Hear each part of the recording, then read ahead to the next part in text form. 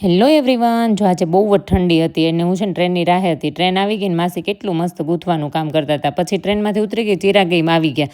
ચિરાગને કીધું બહુ ભૂખ લાગી. ચિરાગ કે હાલ હું તને વસ્તુ લેવા લઈ જાવ એમ મસ્તની. પછી છે ને મને બ્રેડ લીધી. પછી કે હાલી કે હાવ નવરી છો ને હું પાઉંભાજી બનાવી નાખી કે. પછી મેં છે ને ઘરે આવીને ફ્રોઝન લસણનો મસ્તનો તડકો મારી દીધો. મને કે તડકો એવો મારજે ને કે પટેલની પાઉંભાજી પણ ભૂલી જાવ એમ. મેં કીધું વાંધો નહીં તમ તારે. પછી તો મેં ચિરાગે બધું રેડી કરીને રાખ્યું હતું. ઓનિયન ને ટમાટર બંને જોડે નાખી દીધા, કેમ કે હું જોબેથી આવી હતી ને થાકેલી હતી. ચિરાગે રેડી કરેલું નાખ્યું હતું ને એમાંથી મેં ગજેન્દ્રરાજનો મસાલો નાખ્યો. મેં કીધું આ પટેલની પાઉંભાજી પણ ભૂલવાડી દે એવો છે મસાલો.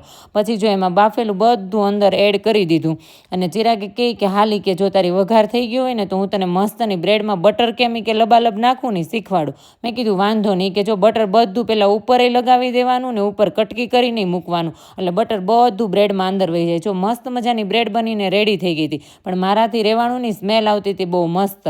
ચિરાગને કીધું પ્લેટ આપી દો, જો હું મસ્ત મજાની અહીંયા ઊભી ઊભી ટેસ્ટ કરી લો. પછી મેં બ્રેડનો ટુકડો લઈ લીધો પ્લેટમાં અને ચિરાગ કહે છે એ કે આમ સાની મની કે સલાડ લે, તારી હાટું સલાડે કાપ્યું છે. પછી હું ઊભી ઊભી ખાતી હતી. ચિરાગ કે તારે ઊભા ઊભા ટેસ્ટ નથી કરવો, કેમ કે મને તો એટલી મજા આવતી હતી ને વાત પૂછોમાં. ચિરાગ કે મને અહીંયા પ્લેટ આપી દે એટલે હું એ ખાતો થાવ. પછી મેં આપી દીધી અને પ્લેટ. જો વિડીયો ગમ્યો હોય તો લાઇક કરજો, શેર કરજો અને કોમેન્ટ કરવાનું